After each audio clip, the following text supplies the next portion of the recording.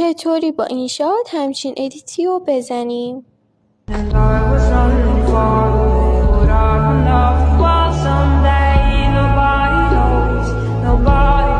دوتا از ویدیوام رو وارد میکنیم، روی ویدیو دوم ضربه میزنیم و از این قسمت میاریمش بالای ویدیو اصلی و روی ویدیو دوم ضربه میزنیم و از این قسمت یکم از فضای خالیش رو برش میدیم و روی ویدیو تنظیم میکنیم و از قسمت ماسک فرم دایره رو انتخاب میکنیم و طبق ویدیو تنظیمش میکنیم و یه خروجی از این کارمون میگیریم.